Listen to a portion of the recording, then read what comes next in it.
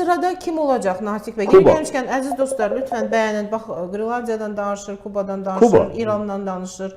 Yəni artıq proses Havanaya keçir. Bu il Kuba, çünki Kuba çox zəifdir, həddindən artıq zəifdir və Venezuela ilə Kuba çox ciddi bağları var idi. Hətta iş o yerə çatmışdı ki, Maduro öz can güdənlərinə güvənmirdi. Onu daha çox Kubalılar qoruyurdular. Hamısı da deyilənə görə də həlak olublar. 80-dan çox dedilər orada. Yəni ən zəif nöqtə Kubadır.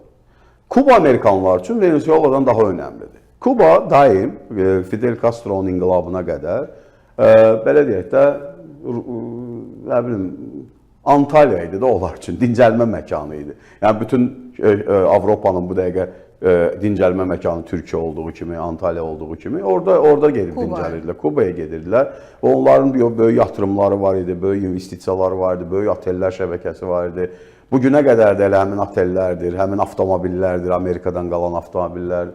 Yəni, çox zəifdir və heç kim də qoruya bilməyəcək. Kim qoruyacaq ki? Rusiya qoruyacaq, Rusiyanın başı özünə qarşı.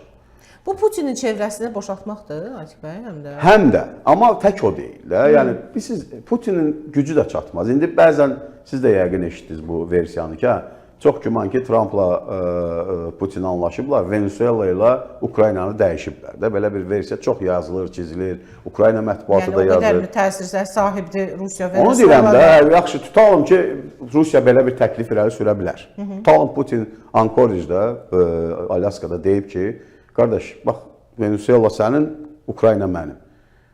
Trump desə ki, sənə nə var da Venezuelada, mən gəlib orada nəsə eləsin, sən neyə biləcəksən? Putinin nə gücü var ki, yəni, necə müdaxilə elə biləcək prosesə?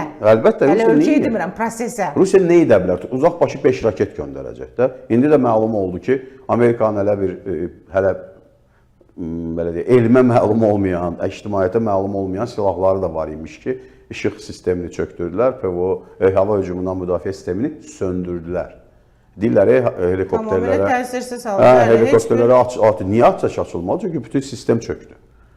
Onu, nə bilim, deyirlər, qısa dalğalı impulslarla eləyirlər, nə bilim, haker hücumlar eləyirlər. Bilmirəm. Amma axır göstərir ki, Amerikanın hələ göstərmədiyi çox şey var.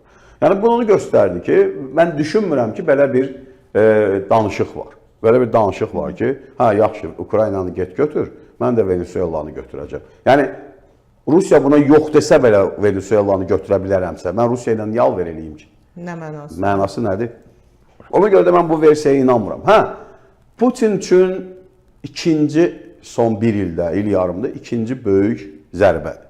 Biri Suriyada oldu. Suriyada, tamamilə əlindən çıxdı və tamamilə, belə deyək, təsir dairələri qayçı kimi kəsildi, atıldı. İkinci də indi Venezuelada oldu.